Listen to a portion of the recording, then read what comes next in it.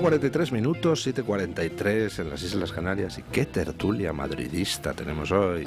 Don Paco Hughes, ¿qué tal está usted? Aparte de deprimido. No. Encantado de estar aquí. Feliz año. Feliz año. Don Borja Montoro, ¿qué tal está usted? Buenos días y feliz año también. A don Borja Montoro no le veo deprimido, creo. Es de esas personas que la ves siempre alegre, contento. Normalmente intento, sí, porque ¿para qué? No, es un poco absurdo. Bueno, pero hay gente que va siempre con cara de Harpo Marx por la vida. Usted yo no. Creo que siempre hay motivos para alegrarse un poco y reírse un poco y todo es... Bueno, hoy la noticia estrella del día es, por supuesto, el auto del juez del Tribunal Supremo citando a declarar como imputado al fiscal general del Estado para el día 29 de enero, a su fiscal jefe de Madrid para el día 30 de enero y a la mano derecha del fiscal general del Estado para el día, creo que es 8 de febrero o algo por el estilo. Además, con un auto demoledor donde dice que los indicios apuntan a que la filtración partió de la Fiscalía, fue hasta Presidencia de Gobierno, hasta Moncloa, y desde allí pues se movió hacia los medios, lo cual indirectamente apunta a que podría haber otras imputaciones próximas de gente ya del entorno de Moncloa, lo cual quizá explique la dimisión express de Jon Antolín, ¿no?, que fue nombrado y a los pocos días dijo que tenía problemas de salud y dimitió. A lo mejor es cierto, en cuyo caso pues envío desde aquí a don Jon Antolín un abrazo muy fuerte y mis deseos de que mejore su salud, pero todo el mundo se pregunta si no tiene que ver con que a lo mejor resulta próximamente imputado, ¿no?, junto con otros miembros del personal de Moncloa y quizá en su momento el propio Sánchez. Yo creo que si quiere empezar usted, don Paco, que es mucho más... yo creo que sí, yo creo que la noticia del día efectivamente es esa, pero la noticia más importante del día es que ese señor sigue en su cargo también, que es que nos olvidamos de que verdaderamente vivimos en una situación que no tiene explicación. Desde el punto de vista de la lógica democrática en un país civilizado, es evidente que ya no tendría que estar al cargo de la Fiscalía y sin embargo sigue ahí, y esto es una cosa demoledora. Y luego... Y eso sí me gustaría, al hilo de esto y de varias otras cosas, etcétera, yo creo que cada día tengo más ganas de intentar poner sobre la mesa un poco el papel de la prensa en España en general, porque la política en España ha trascendido una cosa que siempre ha habido equipos, digamos, y siempre ha habido favoritismo, siempre ha habido periodistas, pero es que en esta ocasión y en esta legislatura en particular yo creo que estamos llegando a un límite y contemplando un tipo de actuación de la prensa al que nunca habíamos llegado, tan absolutamente volcada. Lo digo porque esto inmediatamente lo que hace es, o sea, una noticia como esta lo que hace inmediatamente es poner el disparadero, inmediatamente se activa un proceso que es los periodistas afines al gobierno se ponen a darle a las meninges todo, a toda máquina, todo lo que pueden, se escriben, y de qué manera explicamos esto hay que lavarlo, esto es una lavandería. La prensa en España últimamente se ha convertido en una especie de lavandería, de decir, los trapos sucios del gobierno. Lo más importante ahora es, entonces tenemos estos magistrados a sueldo de la televisión española, los que llaman inmediatamente. ¿Recuerda usted aquello que decía Lelutier de esa mafia que en realidad era la tapadera para el verdadero negocio que era la lavandería? A lo mejor es un negocio muy grande y muchas bocas dependen, pero yo creo que es muy necesario señalar, quiero decir, la actividad judicial, la acción judicial sigue su curso y es evidente que este señor tiene un problema con la justicia, es un problema mucho más grande incluso de lo que ellos mismos tal vez habían podido prever en un principio, y van a ir todos de cabeza desfilando, y la justicia sigue rodando y sigue su curso, y poco a poco los vamos a ir viendo desfilar. A mí me gustaría recordar una cosa, porque es que hay mucha gente que es muy pesimista sobre Pedro Sánchez va a hacer todo lo que esté en su mano para estar en Moncloa, y le presentan como si fuera, pues no sé, el hijo de Maquiavelo combinado con un dictador bananero que tuviera todos los resortes del Estado.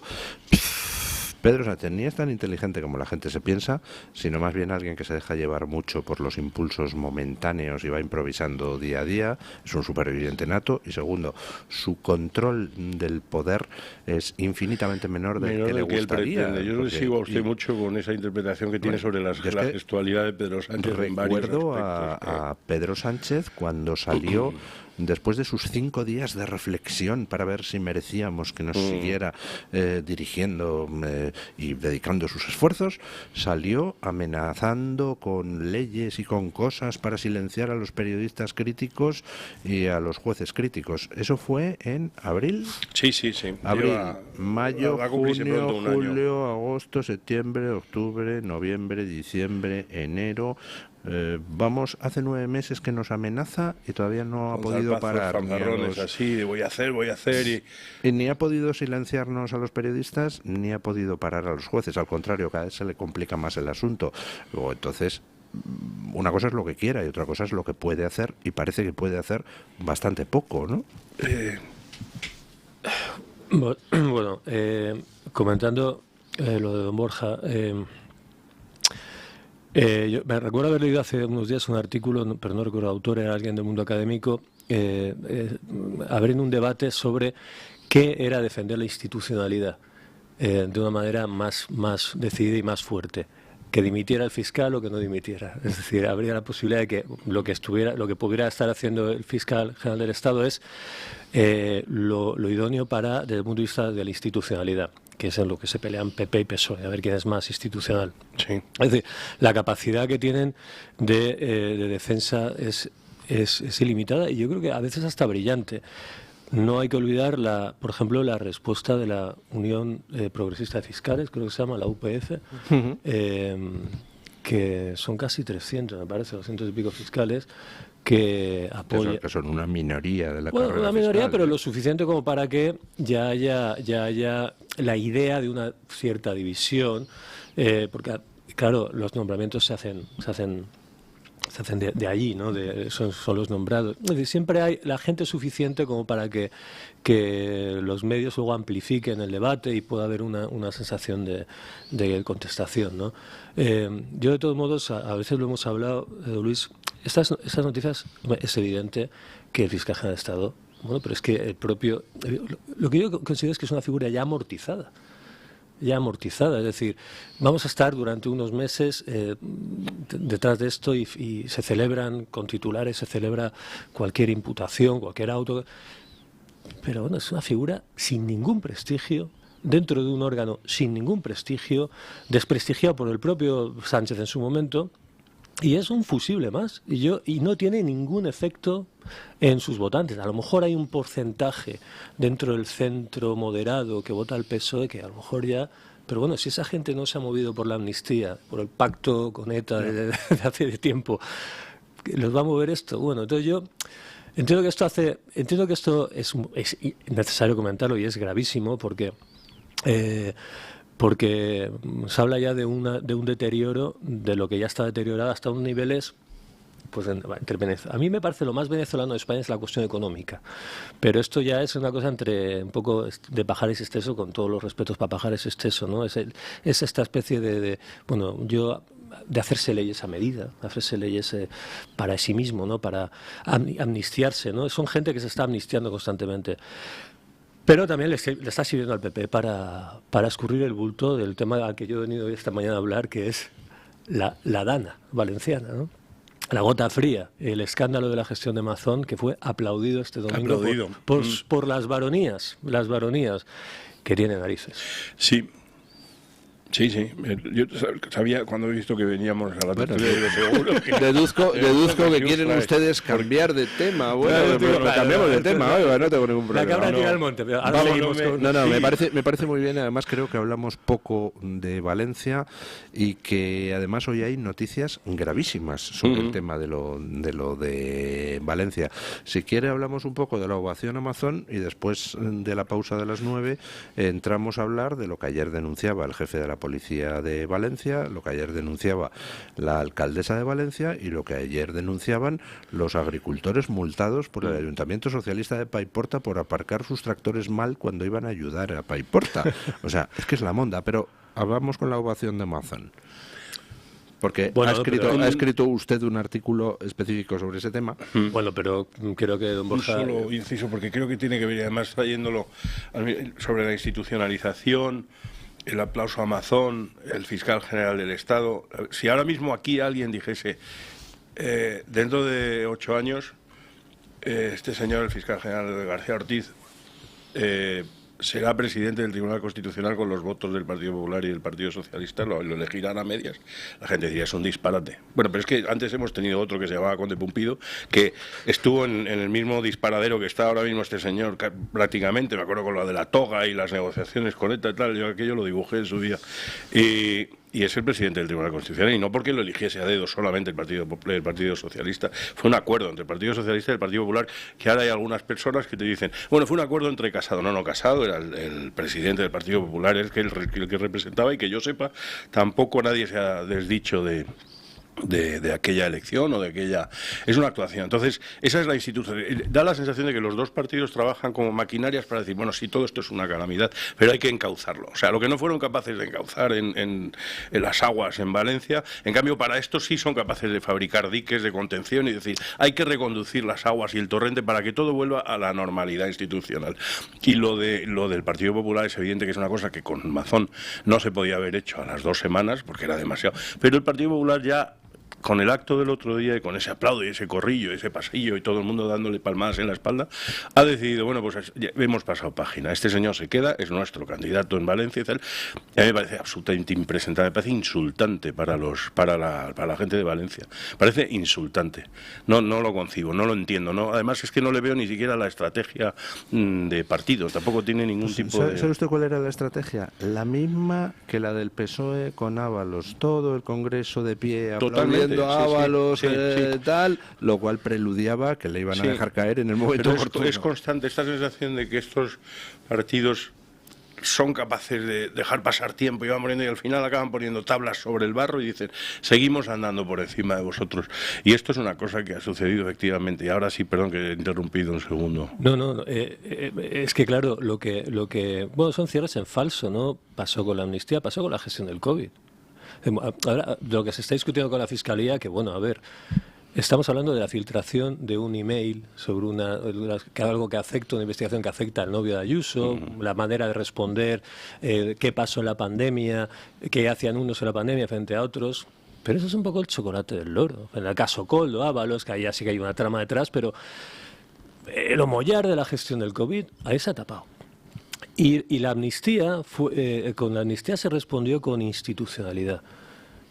Y ahora, pues, los dos partidos se han dado unos golpes, se han porfiado, han luchado un poquito, han hecho una esgrima y ahora ya van cerrando la cuestión. Y, hombre, que los varones y que el Partido Popular le conceda esa ovación cerrada, honorífica, a Mazón, no había ninguna necesidad. Yo entiendo que cuando se aplaude a Ábalos en el Congreso, hombre, pues es raro que en el Congreso las claques correspondientes no aplaudan, ¿no? No se va a hacer un silencio que fuera una concesión. Pero desde luego hay que tener ganas de hacer un homenaje a Mazón, como lo hicieron el domingo. Y eso es una cosa delirante, aparte de insultante. Y no lo ha destacado nadie, prácticamente nadie. Yo, en mi pobre artículo que perpetra hoy, lo que ya comento es una cosa que presenció en Valencia caminando, esas navidades por allí, una lona enorme que colgó la Generalitat publicitando el plan de recuperación. Y entonces, a mí me da mucho la atención el texto, le hice una foto, me quedé pasmado. Era algo así como, recuperem la nostra terra, el nostre tal, per els nostres, el nosaltres, la nostra terra. Era una forma de hablar que a mí me tuve que mirar de quién estaba firmando eso, porque parecía el Partido Socialista, que llaman allí del País Valencià, o Compromís o el Bloc. Es decir, es una retórica esencialista en nosotros, como vamos aquí a pertrecharnos en la identidad, en la herida abandonada valenciana, y eso es el PP. El PP, que por cierto en Madrid hizo lo mismo también. Ayuso, cuando sintió que Sánchez amenazaba y tal, y habló ya del madrileño. O sea, en Madrid esto no, evidentemente no cuaja, pero en Valencia me parece que es un poco irresponsable. Les gusta, ¿no?, encastillarse y hacerse... la figura del martirizado políticamente, esa investirse de soy la Diana de Sánchez. Pero Parece que hay una especie de competencia. Podrías hacer el martirizado por muchas cuestiones. Podrías decir, vienen a por la derecha, vienen a por el PP. No, pero en este caso, es en el nuestra regionalismo, tierra. sí, en el regionalismo, ¿no? Que es el Partido Popular, es que es últimamente cada día más un partido, si no nacionalista, por lo menos regionalista, marcadamente regionalista. Y últimamente es... Mazón representa a Valencia, es esta sensación de atacan a Cataluña. Vale, recuperem els nostres carrers, les nostres cases, els nostres pobles, la nostra terra, per tu, per tots, per la nostra gent, per la nostra gent. O sea, esto es una cosa que si tú lees a Junts en Cataluña... Sí, es que antes si se atacaba a Puyol... Sí. Pero la gracia que está en que lo que ha pasado en Valencia es, entre otras cosas, el cataclismo del sistema autonómico. Ajá. No solamente no lo tocan, no le tocan ni un pelo y lo defienden, sino que se encastillan recurriendo a lo peor de ello, que es la cuestión de la sensibilidad regionalista, con lo cual, pues bueno. Totalmente de acuerdo. Bueno, hacemos una pausa publicitaria y nos vamos a hablar pues de algunas informaciones sobre lo de Valencia, escandalosas. Por ejemplo, el gobierno, habiendo un fondo de solidaridad europeo para ayudar económicamente a los afectados por las catástrofes naturales, ni ha pedido el dinero y vence el plazo dentro de una semana.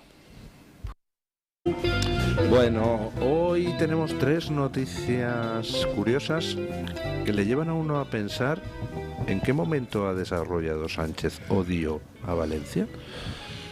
Por un lado, nos contaba ayer el jefe de la Policía Municipal de Valencia Capital que se les mandó desde el gobierno central un WhatsApp diciendo que qué narices era eso de colaborar con otros cuerpos policiales, que eso no está previsto en la ley, porque se estaban dedicando a hacer salidas para rescates fuera de su término municipal. O sea, en un momento donde la gente estaba muriendo, estaba atrapada en sus casas, va la policía local de Valencia a hacer servicios en otros ayuntamientos y les llaman la atención. ¿Qué haces, chaval? Que te sales de tu demarcación. Segundo, ayer la alcaldesa de Valencia, María José Catalá, desde Bruselas, revelaba que Sánchez no ha pedido el dinero que hay en los fondos europeos para ayudar en catástrofes naturales. O sea, tenemos derecho a esos fondos que irían para los valencianos, pues no lo ha pedido. Igual que tampoco pidió, nada más producirse en la Dana, la ayuda de los servicios de emergencia europeos, que existe ese mecanismo.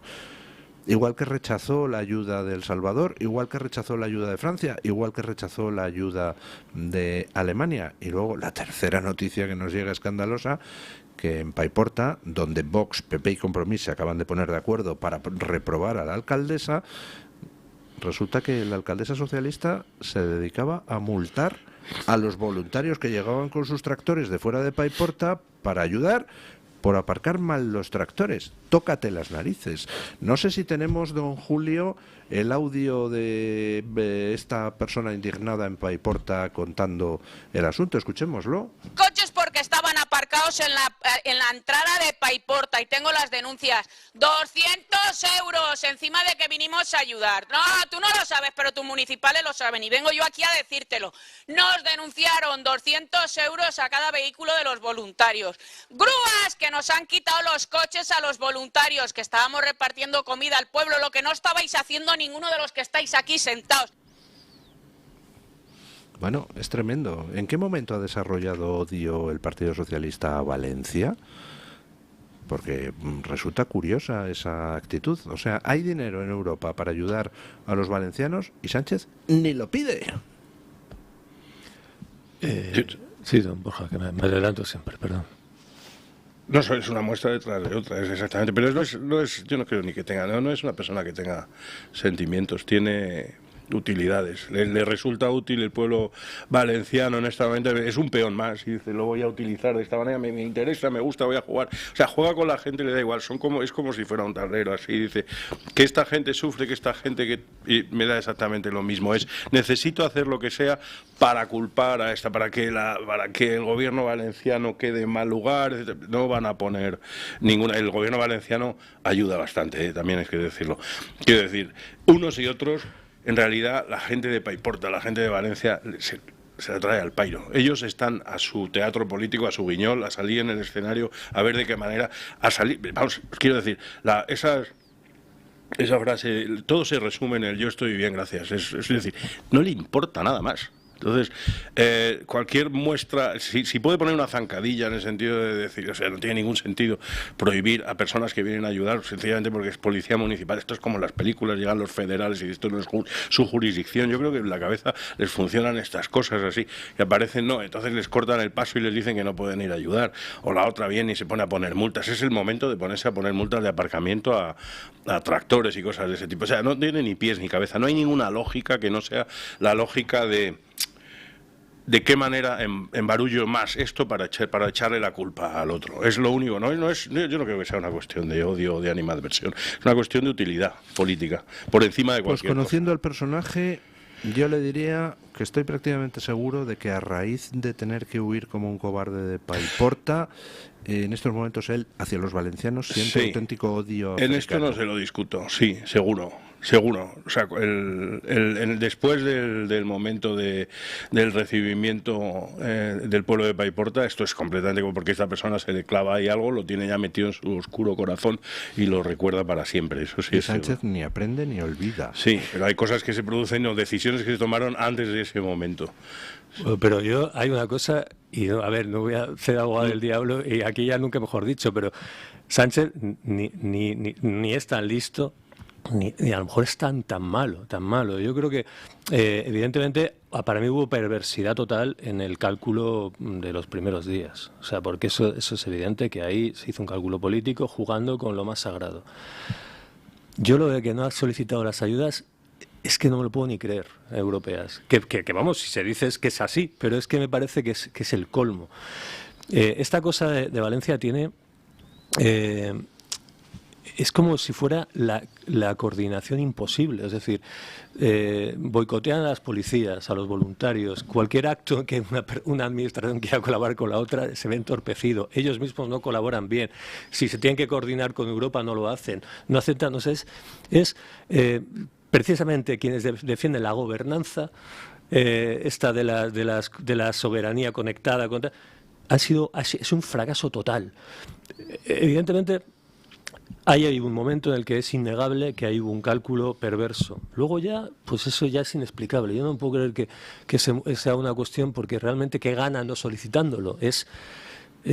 Yo lo sé, pero este tipo de cosas es como un poco como lo del ELA, las ayudas para la lucha contra la enfermedad. Dices, son cosas verdaderamente incomprensibles y tampoco es tanta cantidad de dinero. Entonces parece que hay algo que dices, os vais a fastidiar, por no decirlo con J, porque sí, porque por alguna razón no. Pero en ese caso sí que hay una razón que yo creo que es identificable, y es que la izquierda siniestra de este país ha apostado por la eutanasia. Entonces lo de tratar de ayudar a los enfermos de ELA para que vivan el máximo tiempo posible, que no tienen ninguna utilidad social, que no producen, que solamente son un gasto y tal, va contra su lógica. Y además les machaca lo de lo que hay que hacer es morir con dignidad, ¿no? Sí, que es verdad.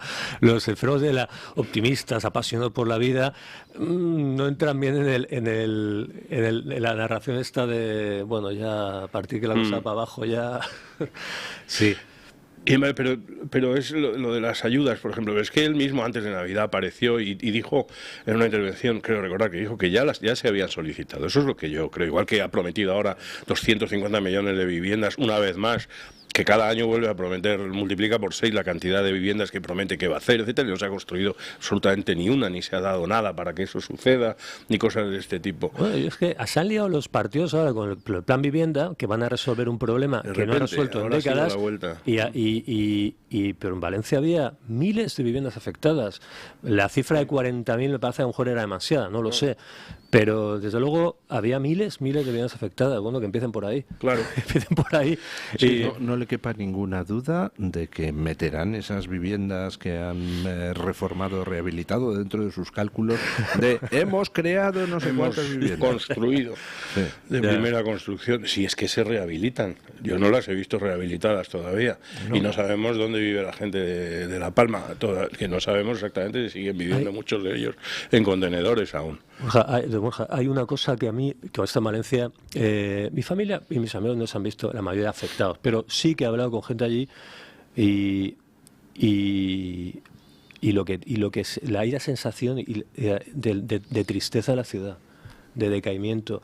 Y estamos hablando, y ya con gente que habla, por ejemplo, de Paiporta, es que es muy serio, es como si quitan la primera altura en la actividad, en la vida y en la economía de casi de muchos municipios. Es que es un auténtico desastre. Al margen del desastre humano, que lo ha sido, es que luego económicamente la ciudad la han destrozado. Quiero decir que es un daño muy, muy grave para la economía de Valencia, porque todo aquello ya no era la albufera ni era cultivo, era principalmente, había un buen montón de polígonos industriales y era logística, era todo de la ciudad y todo eso. Pensemos que la actividad comercial y tantas pymes se desarrolla en las plantas bajas y eso ha sido arrasado.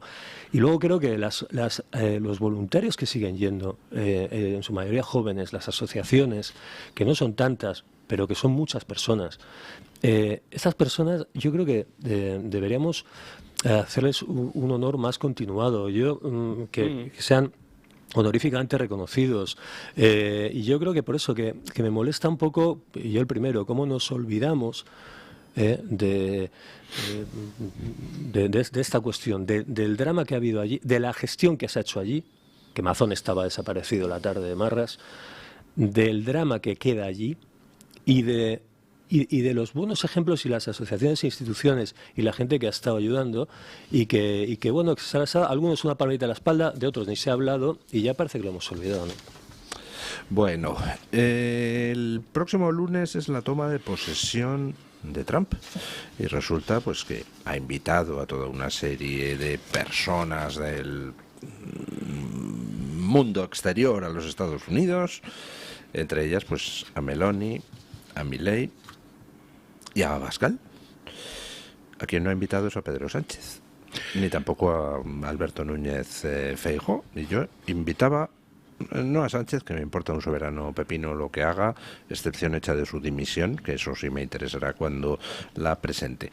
Pero yo le invitaba a don Alberto Núñez Feijóo a reflexionar sobre una cuestión: ¿cómo es posible que Abascal tenga mucha más influencia internacional que él, cuando Vox pues es obviamente un partido que tiene solo la mitad de fuerza electoral que tiene el Partido Popular en España?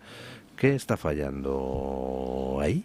¿No? Yo creo que las personas inteligentes aprenden de sus errores y tratan de corregir. En estos momentos Abascal, internacionalmente, tiene infinitamente más peso que cualquier otro líder político español y que casi todos los europeos. Sí, eso es indiscutible. Yo le iba a preguntar, ¿dónde ha leído usted esa noticia? Porque yo he estado mirando, depende de los medios, hay algunos que no la dan de esa manera. Hay que buscar, hay que saber situarse, porque hay algunos medios que te hablan de que va Milei y va Meloni y tal, y de repente dices, pero yo me ha dicho un amigo o he leído que Abascal iba también. ¿Por qué les molesta a los medios mencionar que Abascal se iba a ir? No es una cosa tan incómoda. Deberíamos estar muy orgullosos de tener el tercer partido del país. Pues tiene una representación, eso no es malo para nadie, ¿eh?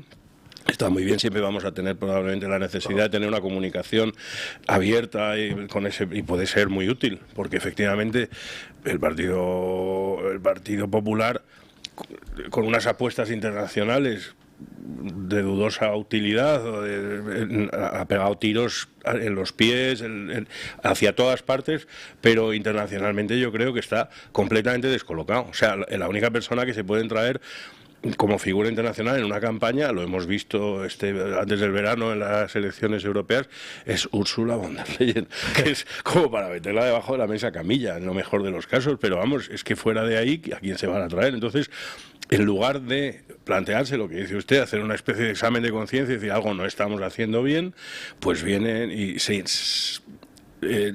bañan en el error y vienen y todavía son de los que ahora, incluso ya después cuando hemos visto el resultado de las votaciones, cuidado, porque antes sale Cuca Gamarra diciendo que ella admira mucho la figura de Kamala Harris, que es una figura de descacharrante, pero el propio José María Aznar, quiero decir que son personas que han tenido, y seguimos en esa, que es muy propia y yo la leo últimamente mucho, hay un perfil que es de estas personas que te dicen, yo no habría nunca votado por Kamala Harris, pero tampoco por Trump. Ahora es una especie de medalla que se pone, están por encima de todo. Entonces te tienen que dar una explicación, porque dice, pues si no vas a votar por Trump habría salido Kamala Harris. No, pero yo no. Entonces se lavan las manos. Es como yo pertenezco a una nube que es una nube en la que se están situando. ¿Se refiere usted al centro centrado? Centro centrado, inmaculado, que son, yo no sé si son los últimos del pueblecito galo, cada vez se están haciendo más los últimos del pueblecito galo. Antes se supone que representaban a una inmensa mayoría de cabezas pensantes, sensatas, serias y no hiperventiladas, y ahora mismo pues están haciendo cada vez una minoría, pero ellos se miran a sí mismos, están empezando a adoptar ese tipo de actitud de amor eterno hacia sí mismos, de mirarse en el espejo y decir, soy el último bastión de ese occidente Churchill, somos la última isla que se defiende contra el gran ataque, porque ellos sí han comprado la retórica esta de que lo que viene en el mundo es una especie de marcha de nueva mancha parda que va a invadir el mundo entero y no sé qué.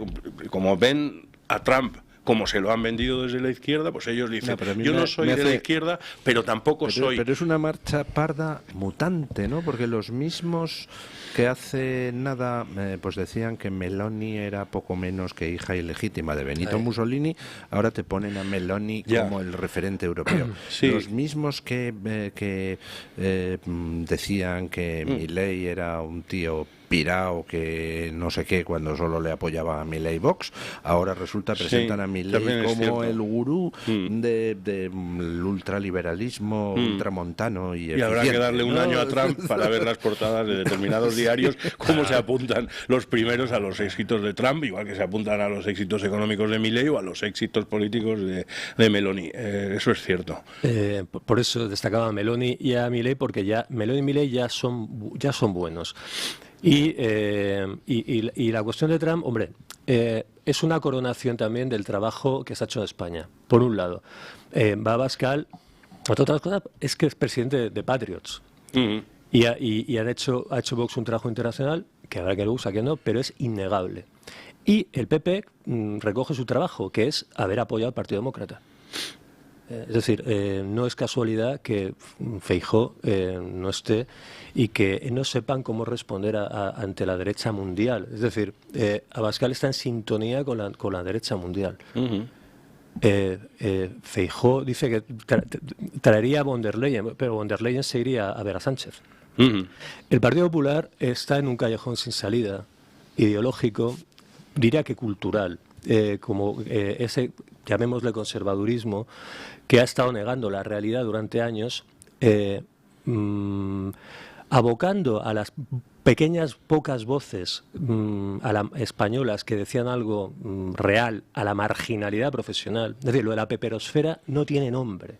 Entonces, ahora llega el triunfo de Trump y se sorprenden. ¿Cómo va a estar? ¿Cómo va a estar PP? Pues si los medios del PP, y podemos perfectamente decir que son medios del PP, han estado apoyando a Kamala Harris y a Biden, si la COPE está apoyando la agenda abortista, si es que hemos llegado a unos niveles tremendos, y ellos son la continuación española de los neocons y de los never Trumpers, es decir, es negar el Mediterráneo, la realidad de lo que ha pasado, que es negar una realidad mundial, de un momento de la globalización, una serie de problemáticas como la inmigración, etcétera, etcétera, etcétera. Entonces, no van porque están fuera del mundo. Pero la gente inteligente aprende en cabeza ajena. Entonces, por ejemplo, tenemos el caso austríaco, que es paradigmático, donde el PP de allí pues se negó a pactar con el Vox de allí y entonces decidió que iba a formar gobierno con el Partido Socialista de allí y los verdes de allí. ¿Qué ha pasado? Pues que al final ha terminado prácticamente estallando por los aires el Partido Popular de allí, porque ha empezado a caer en picado en las encuestas, porque claro, tú no le puedes decir a tus electores Pedro Sánchez o el socialista de turno es lo peor, vótame a mí, y luego celebramos las elecciones a pactar con en otra pantalla un poco más avanzada de la que estamos aquí todavía. Aquí estamos y se ven esos gráficos con esas líneas y se ve la línea verde de Vox abajo que va haciendo así en plena erección, así. En plena erección. No he encontrado otro símil, me ha venido a la cabeza. Está a punto de hacer un respingo. ¿En qué estaría usted pensando? No lo sé, y hay unos gatillazos por encima en rojo y en azul, y entonces esto es muy divertido de ir leyendo poco a poco, pero esos dos partidos que están por ahí encima, ellos se siguen mirando mutuamente y viendo a ver si Tezanos te da un 38 o un 40 al PSOE, mientras que Sigma 2 te da no sé cuántos. Ahí es donde están ellos, en su juego particular, y no se dan cuenta de que lo que está pasando y de que el mundo está cambiando. Y Vox le lleva una ventaja, y una ventaja que nunca... Yo lo he dicho, creo recordar en alguna ocasión en estos mismos micrófonos, lleva muchos cuerpos de ventaja en eso, lo han hecho con mucha inteligencia. Yo creo que una persona que estuvo aquí hace poco en estos micrófonos, que es Jorge Martín Frías, que es el director de Disenso, ha hecho un trabajo extraordinario. La Fundación Disenso ha hecho en ese sentido un trabajo extraordinario. Germán Terz también, y el Foro Madrid, todo eso se lo vienen trabajando desde hace mucho tiempo. Y su relación con la CIPAC, y su relación con la Heritage Foundation, que por primera vez asistió a un acto de Vox, que siempre ha sido una fundación, que es la fundación conservadora más importante de Estados Unidos y por tanto del mundo, y es la fundación que por primera vez asistió el año pasado a un acto que organizaba Vox en Madrid, etcétera, cuando es una fundación que siempre había tenido una relación muy buena. Y yo imagino que tienes que tener todavía una buena relación con el Partido Popular, pero empieza a sospechar que el Partido Popular los debe mirar como, ay, ¿quién se ocupa de esta gente? No, es que estos son un poco... O sea, no les da vergüencilla. Es lo mismo que sienten hacia probablemente el 80% de sus propios votantes, de los que todavía les quedan, de esas personas que siguen pensando que votan a Fraga. Y el Partido Popular, la actitud que mantiene hacia esos conservadores es una especie de, bueno, ese es el voto que tenemos seguro y asegurado, y ahí va a estar para siempre, pero nosotros está. Y luego nos vale alguna declaración. Hace poco le hicieron una entrevista a mi tocayo, a Borja Semper. Y entonces salía en la portada de un periódico diciendo, no sé qué, el wokismo es, no recuerdo el adjetivo que le ponía, pero era una calamidad universal. Entonces yo me tomé la molestia de preguntarle vía tweet, que no tengo otro medio de hacerlo porque tampoco es tan amigo mío,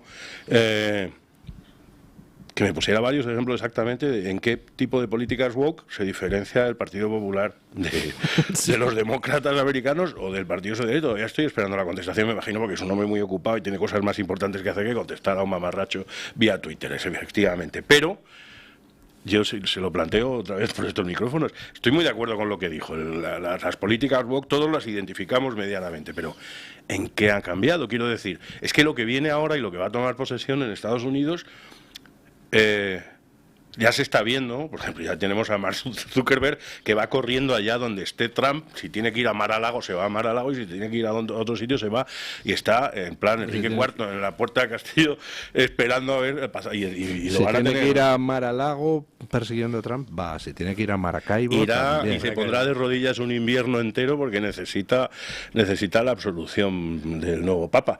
Pero lo que viene es todo el discurso del cambio climático, todo el discurso sobre la inmigración ilegal, cuidado, que siempre se nos olvida el adjetivo, todo el discurso sobre el sistema del estado de bienestar y el gasto público, las políticas de género, las políticas de género, todo este tipo de cosas. Esto va a ser, además, yo creo que va a ser una bola de hierro de estas, la wrecking machine que llaman en Estados Unidos, que va destrozando barrios a golpe. Lo vamos a ver muy pronto y muy activo, y no sé dónde se sitúa el Partido Popular respecto a eso. El Partido Popular no se sitúa en ningún lugar porque ha estado engañando al electorado y a la opinión pública española, que ha llevado a una especie de aldeanismo atroz.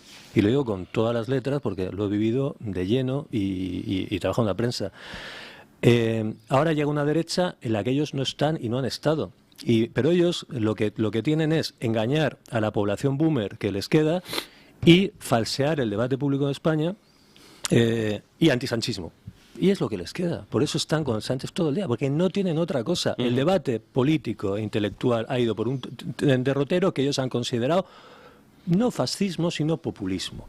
Un populismo degradante de una derecha cavernícola. Y en eso han estado, y ahora resulta que esa derecha, con sus matizaciones, con sus cambios, con sus circunstancias, empieza a gobernar en todo el mundo y a emerger. Y entonces ahora ellos ¿qué hacen? ¿Qué hacen? Pues apuntarse tantos ante desinformados. Y la diabolización que hicieron de Vox hizo una cosa estupenda con Disenso, que fue, nosotros estamos marginados en el interior, en España, y ellos establecieron lazos con los partidos políticos y con movimientos del exterior, y ahora resulta que tienen... Sí, otras cosas les han resultado incluso no ya útiles, sino absolutamente necesarios para poder sobrevivir, porque en España se les ha negado el crédito en cualquier entidad bancaria, que es una cosa que algún día habrá que estudiar.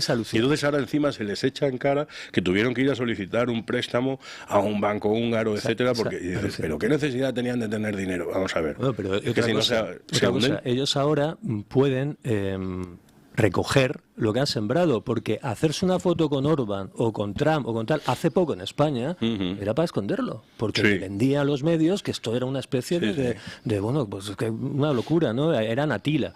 Y hay otra cosa, esa diabolización va mutando, es muy interesante lo que pasó con Le Pen, que ha fallecido, y podemos aprender mucho, y ahora tomo otro, y es el robo.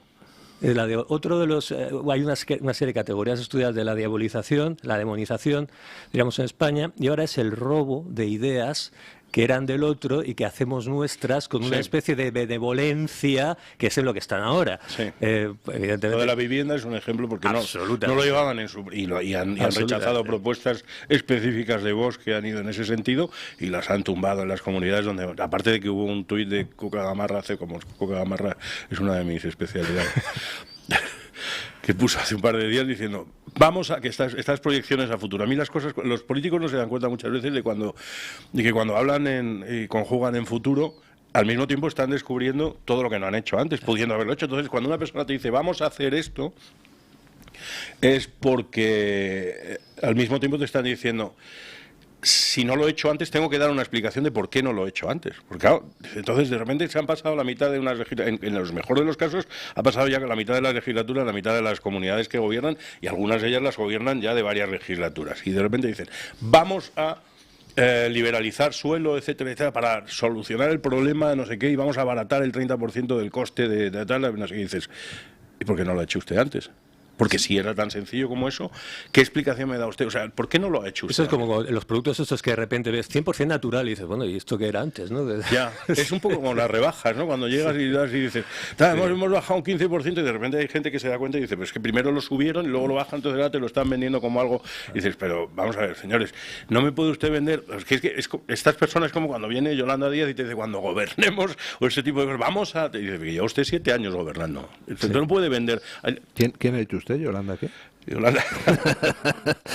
Hoy se reúne con este hombre, con ¿cómo se llama? Cuerpo. Bueno, ayer vi una... Están muy peleados, o hacen que están muy peleados, no están vendiendo ahí un... Cuerpo, el ministro, vi un canutazo de esos, no un canutazo ayer, y había que ver las caras que ponían las representantes de la prensa. Sí.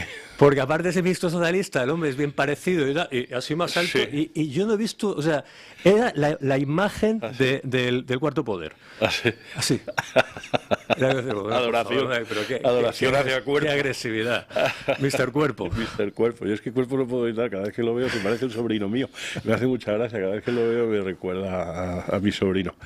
Nos hemos desviado un poco yendo hacia Yolanda. Sí, bueno, yo al PP, a ver, yo entiendo los políticos, que Cuca Gamarra haga la mujer lo que pueda, pero, a ver, lo hemos vivido. Ha habido un falseamiento de la realidad durante prácticamente una década, desde el 2015, ya no 16.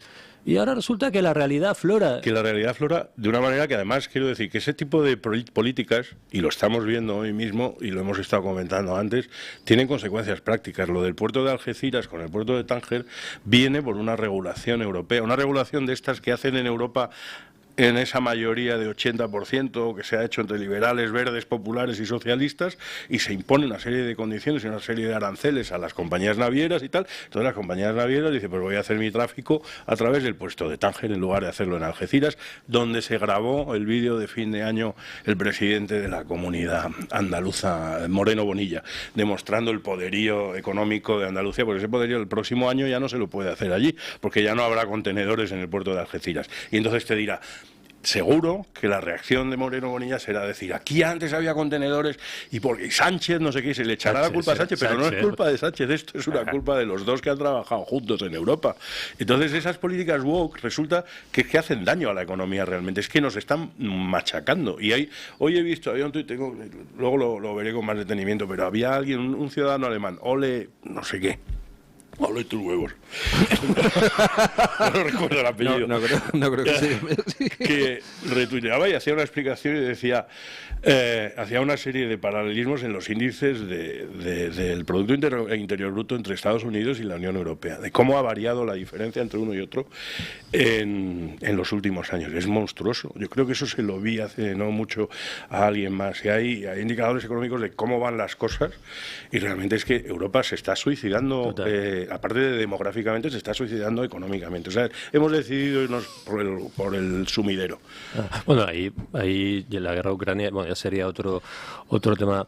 Pero para terminar con esto, yo lo que me parece que observar que ha pasado en el PP, mientras Vox, disenso, iba trazando esa red y contactos intelectuales con las nuevas derechas, que son distintas, pero tienen algo en común, lo que hacía fundamentalmente el Partido Popular era incorporar la intelectualidad de Ciudadanos.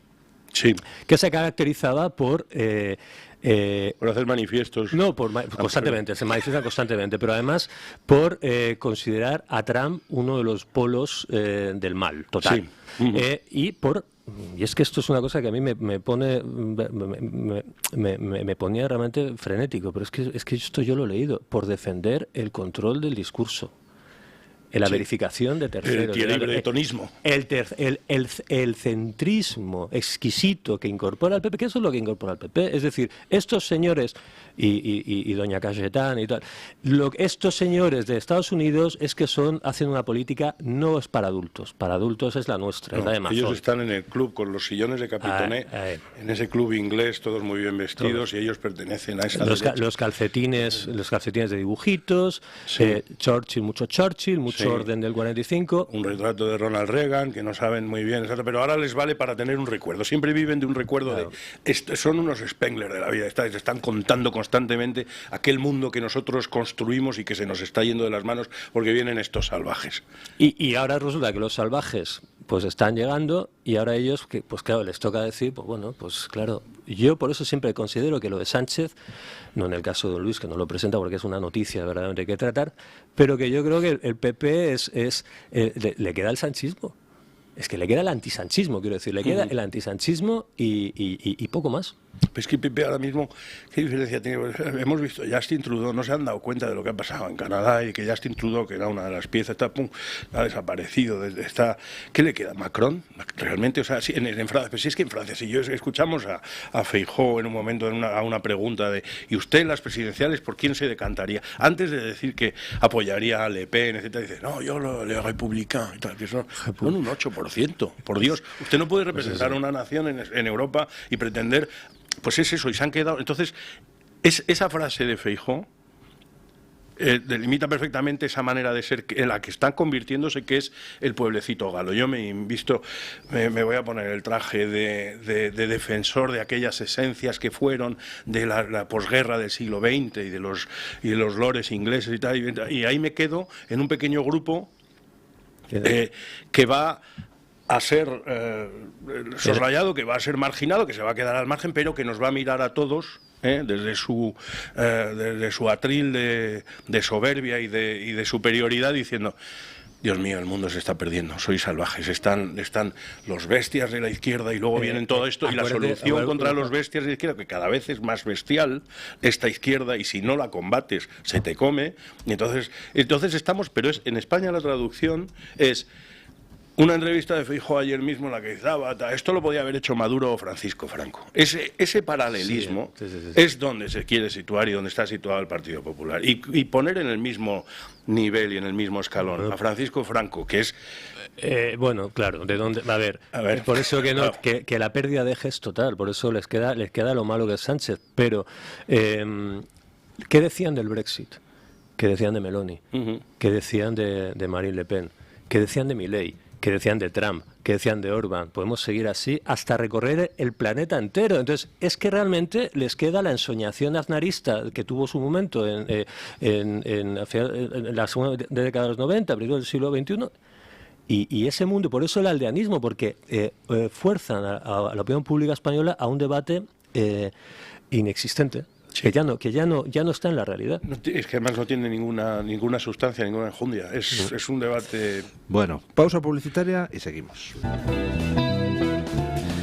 Bueno, hoy martes 14 de enero a las 7 de la tarde, en la Fundación Universitaria Española, que está en la calle Alcalá 93 de Madrid, se celebra un acto denominado Venezuela, Reflexiones tras el 10 de enero.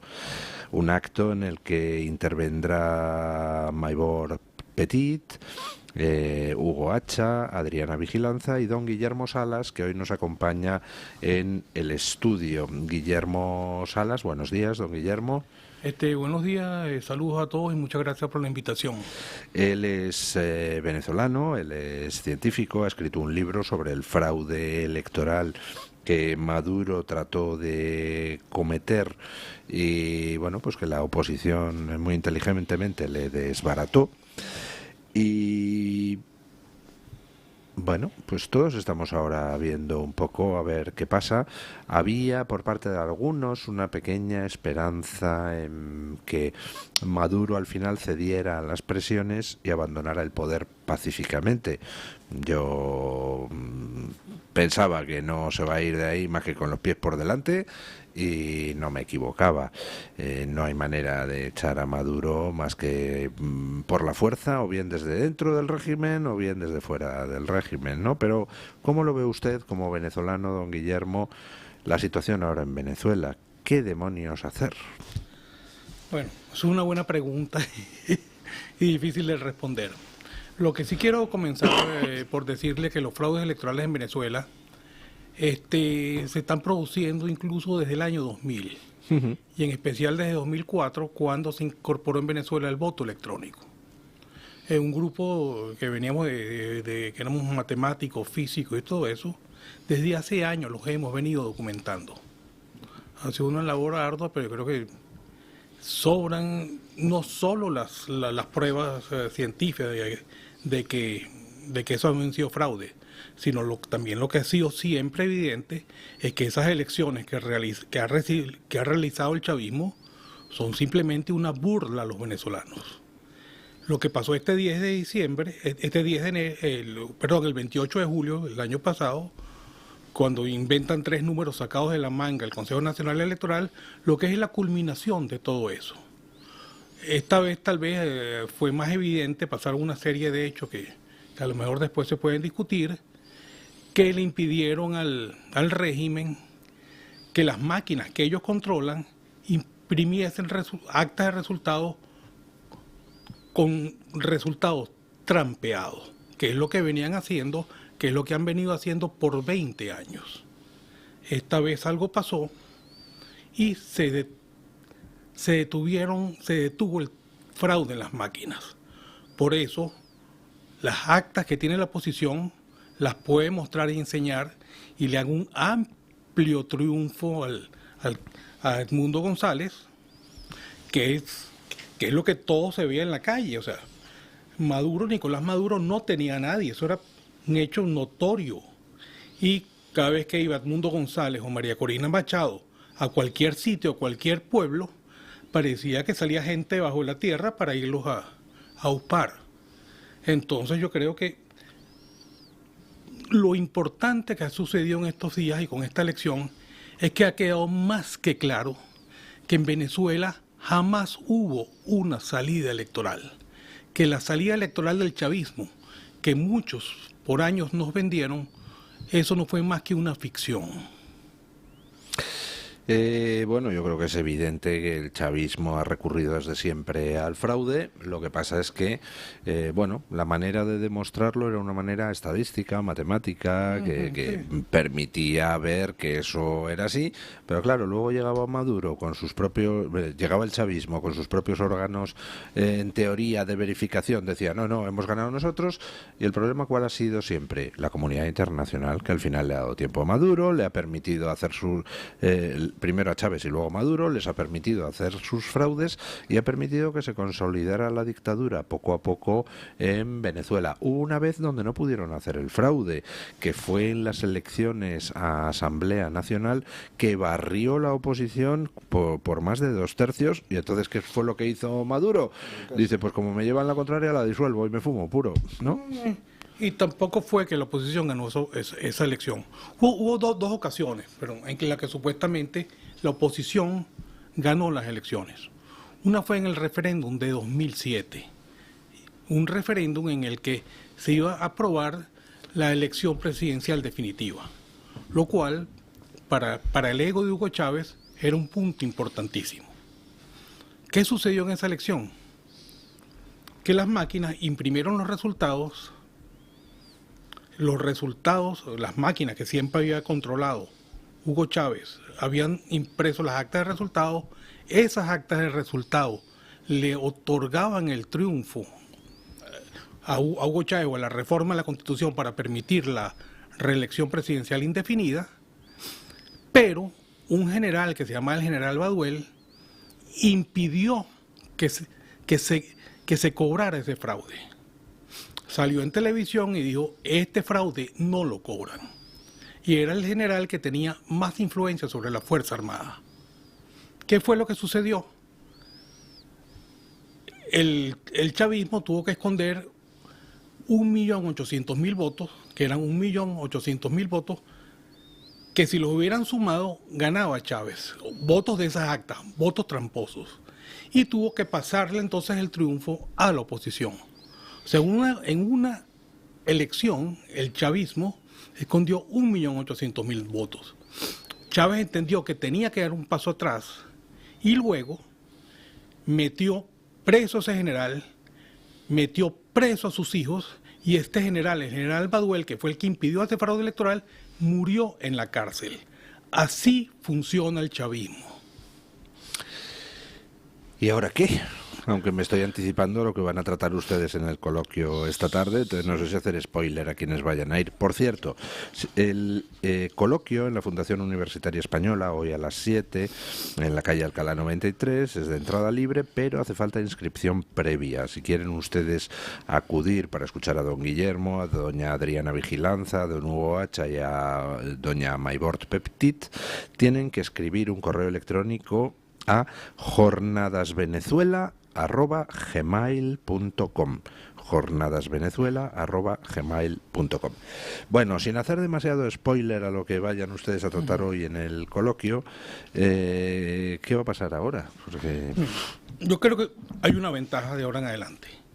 Creo que todos los venezolanos y el mundo ha entendido que el chavismo, primero, no tiene ni un ápice de democracia. Y lo segundo es que quedó más que claro que el chavismo no está dispuesto a dejar el poder por la vía electoral, que es a lo que por 26 años apostó buena parte de la oposición venezolana.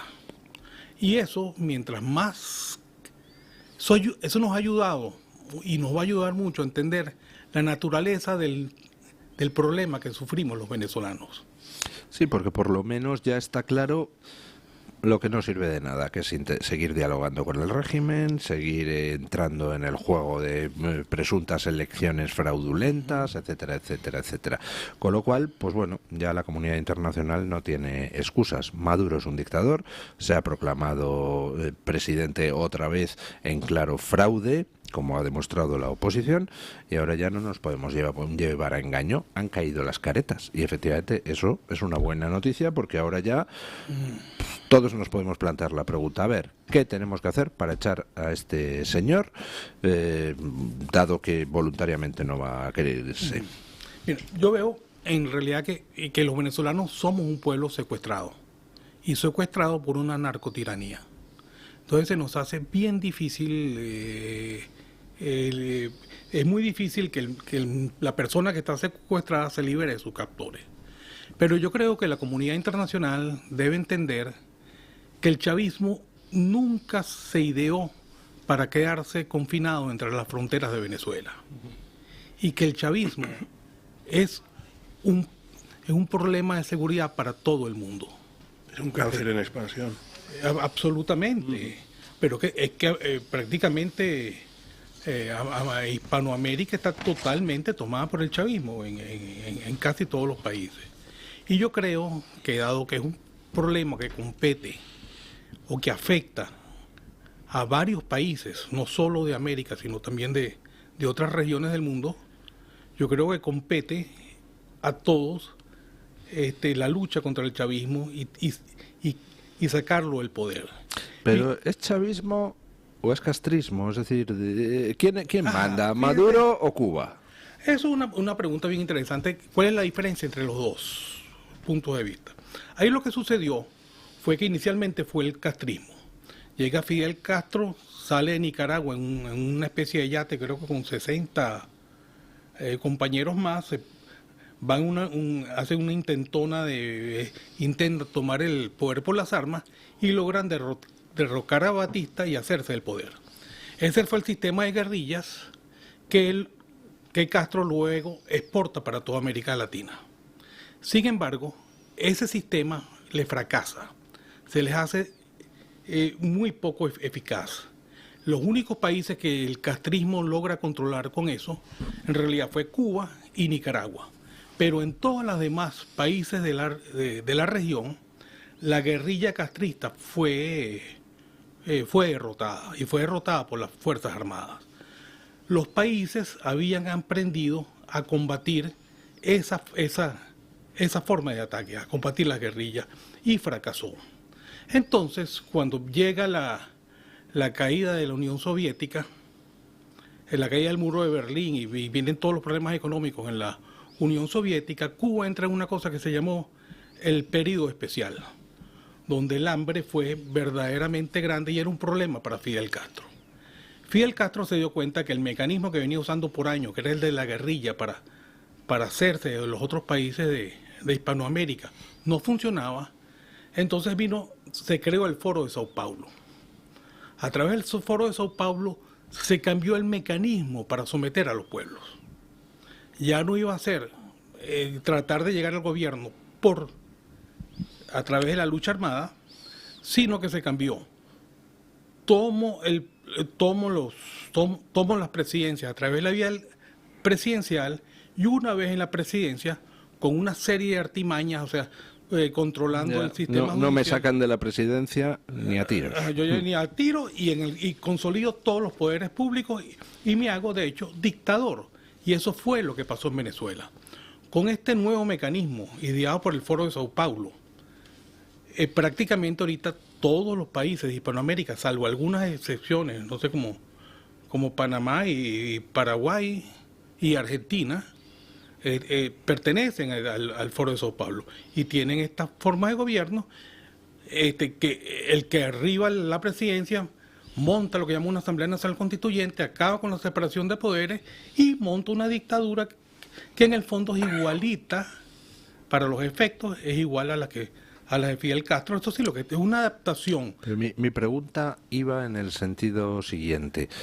Maduro se sostiene en el poder, evidentemente, porque tiene el apoyo de la cúpula del ejército venezolano, no del ejército en sí, porque hasta en los cuarteles ha ganado Edmundo González las elecciones. ¿Y cómo consigue mantener la disciplina en el ejército, esa pequeña cúpula chavista? Pues gracias a la ayuda de decenas de miles de cubanos que están incorporados al ejército y que son los que garantizan la lealtad de las unidades. Entonces, ¿hay quien manda a la hora de decidir? ¿Es Díaz-Canel en Cuba o es Maduro? ¿Quién impone su voluntad cuando en estos momentos Maduro se sostiene? Pues yo creo que únicamente gracias a la presencia de tantas decenas de miles de cubanos en su país, ¿no? Claro, yo creo que quien manda en el fondo es La Habana. Más cuando Maduro es un personaje que fue formado en La Habana. Eso tenemos que tenerlo en cuenta, ¿no? Sí. Maduro es un hombre del castrismo.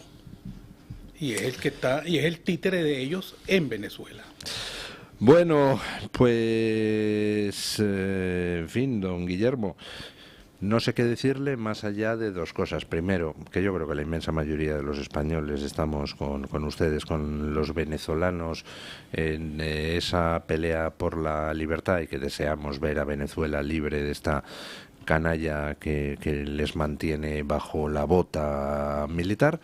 Segundo, que nos avergonzamos mucho de nuestro gobierno, que sigue cerdeando sin apoyar a los venezolanos y tratando de regalar tiempo al dictador. Y que bueno, a ver si nos podemos nosotros liberar de nuestro gobierno y España toma un papel un poquito más activo en la lucha por la libertad en Venezuela, ¿no? Sí. Hay que entender bien cómo que se constituyen estas dictaduras modernas. Sí, y aquí tenemos a un presidente de gobierno que apunta maneras. Afortunadamente, de momento no ha podido, pero vamos, le encantaría emular a Chávez y perpetuarse en el poder a base de fraudes electorales. Sí, que las instituciones en España todavía funcionan un poquito. En fin, bueno, pues invocamos a... Bueno, perdón, ¿quieren ustedes hacer alguna pregunta a nuestro invitado de hoy? No, yo agradecerle la explicación y yo recordar a Baduel, porque yo recuerdo, he estado estos años siguiendo las llamadas que en Internet hacían a su familia para su liberación, y yo tengo entendido que era un gran demócrata, el señor Baduel, que pretendía eso, el establecimiento de una democracia real y formar en Venezuela. Sí, él fue el que paró aquel fraude en 2007, y mira que la pagó caro. Claro. Y mira que el gobierno tuvo saña con él, que lo metió preso a él y preso a sus hijos. Pero desgraciadamente murió en la cárcel. Sí. Porque el terror es parte del sistema, el terror ejemplarizante, además. Exacto. Sí, sí. Yo, una sola pregunta. Intento, desde el punto de vista psicológico, intento meterme en la cabeza de Maduro, en el sentido de decir, tiene que ser una persona ahora mismo aquejada de una tremenda paranoia, porque de alguna manera él sabe que hay un montón de fuerzas ahora que están buscando desestabilizarlo. Puede ser un muñeco útil incluso para la propia Cuba. Hay un momento en el que pueden decir, ya no es que digan el sistema, es que a lo mejor incluso los mismos que sostienen el sistema en un momento dado dicen, para que el sistema sobreviva tenemos que deshacernos de este personaje. Entonces puede mirar alrededor, puede mirar incluso a Diosdado Cabello, la gente más próxima. Él no puede tener confianza en nadie. Y ese tipo de persona que burbujea, cuya cabeza burbujea en esos entornos, antes o después cometen errores muy, muy graves. No sé qué opinión tiene usted al respecto, y si hay posibilidad, o si dentro de las Fuerzas Armadas se sabe, ¿hay alguna posibilidad de que algo así pueda suceder desde dentro? Bueno, yo creo que mucha gente del entorno de Maduro incluso lo desprecia, ¿no?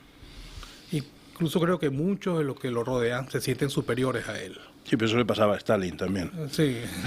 Que lo despreciaban todos y acabó con todos. Entonces, bueno, no ha ido acabando, pero eso sí puede llevar a socavar la cosa. Lo malo es que esta gente tiene la experticia de los rusos, de los cubanos, de Alemania Oriental, de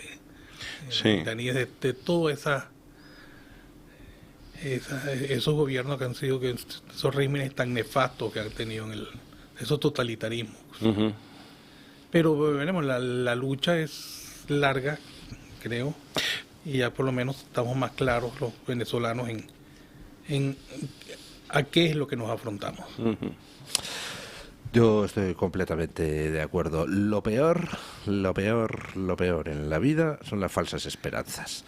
Lo de pensar que aquí en España de los delirios de nuestro presidente nos va a salvar Europa, pensar en Venezuela que Maduro va a dejar el poder voluntariamente. Hasta que no abandonas las falsas esperanzas, no te puedes sentar a ver exactamente qué plan trazamos para librarnos de los problemas que cada uno tiene, ¿no? La Comisión de Venecia es muy importante, no la olvidemos nunca, que es nuestro gran escudo contra cualquier... Está ahí siempre, ¿no? Bueno, muchísimas gracias, gracias a usted. Muchísimas gracias. Guillermo. Doña Carmen, tenemos una pregunta para los oyentes. Bueno, sobre todo la pregunta está hecha, lo que tenemos son muchas respuestas, porque son las que hemos recogido a través de las redes sociales. Ya saben que es una pregunta que lanzamos en Twitter y en YouTube. Iba a decir Facebook, que yo ya de Facebook nada de nada, acuérdense ustedes, que a mí me tiraron la cuenta. Bueno, el caso es que les preguntábamos cuánto cree que le queda a Pedro Sánchez en Moncloa. Atención, porque una vez más es no lo que quiere usted que pase con Pedro Sánchez, que hay muchas personas que dicen, pues mañana mismo. No. Lo importante es que haga un vaticinio en la medida de lo posible que sea pues algo verídico, ¿no? Las opciones que teníamos encima de la mesa son 1 mes, 3 meses, 1 año o hasta 2027. Un momento, ¿qué dicen nuestros tertulianos expertos de hoy? Yo he votado 1 año, porque he tenido una gota de un momento de esperanza y de algo, aunque creo más bien. O sea, su intención es acabar la legislatura. Lo que pasa es que yo creo que por mucho que lo intente, no creo que ahora un mes o 3 meses me parece demasiado corto. 2027 como mínimo. Como mínimo. Esto me llena de tristeza, pero es que hay mucha gente que opina como Paco. Hasta 2027 es la opción más votada con un 68% de los apoyos. O sea, 2 de cada 3 oyentes piensan que va a resistir hasta 2027. Soy más optimista. O lo que es peor, casi 7 de cada 10. Es que me llena de tristeza. O sea, me embarga la amargura pensar que hasta 2027 vamos a estar así. No va a pasar. La segunda opción más votada es la mía, la de 3 meses con el 15%, porque yo esta mañana decía que bueno, que las torrijas no se las comía en Moncloa. En fin, ya veis. Hay una oyente que nos ha dicho que ha sido escucharla a usted y decir, pues voy a preparar torrijas. Bueno, sí. Concretamente Gemma Cobo, que es Gcobo94, que ha dicho que estaba preparando las torrijas. Por favor, mándenos un tupper, que nosotros sí que nos merecemos esas torrijas. Hay un 7% que dice que va a ser 1 mes lo que le queda a Pedro Sánchez. Y hay esos son de los míos. Y un 10% que dice la opción de Borja Montoro, la de que va a ser 1 año, pues teniendo en cuenta que, en fin, que todavía le queda alguna salida. Voy con Yo soy minoría absolutísima, veo. La opción menos votada ha sido la mía. A mí lo que me preocupa es que hay muchísima gente que opina como Paco, que hasta 2027 o lo que viene, ¿no? Después de eso.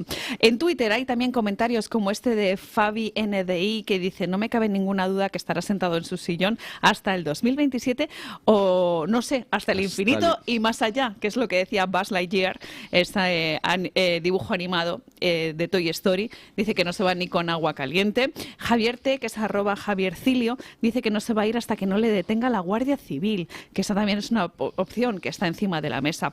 Y voy con comentarios de la comunidad de YouTube. Noctis1055. Quiero recordar aquel episodio histórico de ese aventurero que se proclamó rey de Andorra durante la Segunda República con el nombre de Boris I de Andorra, y el gobierno de la República pues envió a una pareja de la Guardia Civil y le detuvieron en aplicación de la ley de vagos y maleantes, y se acabó la chorrada en 4 días. ¿Está usted sugiriendo que deberíamos apostar por ponerle un sobrenombre como por ejemplo Pedro I el Bello o algo así a nuestro presidente? El bello facial. Sí. El bello, bueno, ese justo, en fin, es el que le falta a don Pedro Sánchez, pero bueno, ya ven ustedes que le gusta exhibirse a través de diferentes medios de comunicación. Como les decía, voy con comentarios de la comunidad de YouTube. Noctis1055 dice, a ese solo se lo llevan de Moncloa con las esposas y directo al tribunal. Ojalá lo veamos. Óscar Hernando dice que es un golpista, le da igual todo, no lo van a echar por las buenas. Santiago Gil dice que con la oposición que está haciendo el Partido Popular y la ayuda que le está prestando, se va a quedar ahí lo que quieran. Y aquí va un pequeño palo para don Alberto Núñez Feijóo en cuanto a que considera nuestro oyente que no está haciendo una oposición firme, y del mismo modo opina alguien que se hace llamar Caraca Bimas, que dice que con la oposición que tiene se perpetuará en el gobierno. Así que, don Luis, así están las cosas. Parece que no le echamos ni con agua caliente. Lo que está claro es que este año es el triunfo de los Donald. En Estados Unidos, Donald Trump, y aquí en España, Don Alberto, ¿no? Está buena, está buena. Bueno, estamos ya a unos niveles... Está buena. Me lo temía. Cuando he empezado así he dicho, aquí va una de esas. Bueno, yo para dar un gramo de esperanza y sobre los cálculos, para que se quede, tiene que ser una especie de personaje muy complejo, muy maquiavélico. Es una persona que se ha criado, lleva muchos años rodeado, hemos visto, o sea, lo de las declaraciones de su hermano, dices, una persona que está acostumbrado a dialogar con niveles intelectuales como el de Begoña o el de su hermano, dices que A Koldo lo considera Metternich, ¿sabes? O sea, entonces, igual no es tan difícil deshacerse de una persona que maneja esos niveles. O sea, pero un poco de esperanza. A mí lo que me preocupa es que realmente es un superviviente, y acuérdense ustedes, y yo lo repito muchas veces, como salió del PSOE en aquel momento en el que directamente ni siquiera estaba dentro del partido y consiguió pero están empezando darle a contestarle la dentro del partido. Pues si llega a ser listo, si llega a ser listo. Madre mía, un animal político el que tenemos en el gobierno. Bueno, pues en fin, yo estoy con usted. Pedro Sánchez no es Metternich, no es Churchill. Es alguien muchísimo más limitadito que lo que él mismo cree y que lo que cree la mayoría de la ventaja gente. de lo que tiene enfrente, un poco, pero sí. tampoco. Bueno, muchísimas gracias, don Borja Montoro, por habernos acompañado un día más. Muchísimas gracias, don Paco, Hughes, mis condolencias por la manita que le metieron al Madrid el otro día, que sé que usted lo lleva mal. Clavado. Muchísimas gracias, doña Carmen Carbonell, por traernos la opinión de los oyentes. Gracias a todos los oyentes que han participado en la libre encuesta y que nos han enviado su opinión a través de las redes, a través del foro de YouTube de Radio Libertad o a través de Twitter. Ponemos punto final a la tertulia, pues como siempre, con nuestro amigo don Paco Linares, que hoy nos quiere hablar del sector primario, la agricultura y la energía. Buenos días, don Paco. Buenos días, don Luis del Pino. Gracias. Ayer usted le dio la bienvenida al club de amigos de esta casa a don Luis Gámez de Baeza, Jaén. Lo conozco y es una excelente persona. Y si en Baeza de Jaén viven 17.000 criaturas, seguro que intentará conseguir unir al club de esta cadena de radio y televisión a 16.999 socios más. Porque como a usted y a mí le encanta la verdad, la libertad, la democracia y el buen hacer que aquí se respira.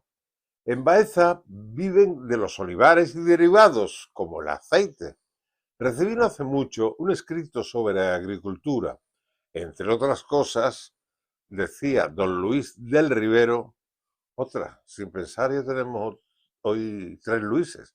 Usted, don Luis del Pino, don Luis Gámez y don Luis del Rivero. Bueno, pues como decía, don Luis del Rivero, entre otras cosas, argumentaba lo siguiente. Es evidente que debemos incrementar la potencia instalada en renovables hidráulicas para producir esa penetración de la electricidad en los 2 otros sectores de la energía que se basan en materias primas no existentes en el país. Incrementarlos es y debe ser muy superior al previsto por el Plan Nacional Integrado de Energía y Clima. Todo ello nos llevaría, utilizando el agua para las 3 misiones en que es insustituible, abastecimiento, alimentación, regadío y acumulación de energía, a un sobrante para actuar de forma positiva sobre los balances comerciales de los bienes energéticos y no energéticos. Necesitamos simplemente conocimiento profesional y sentido común. Mañana, más y mejor. Punto final.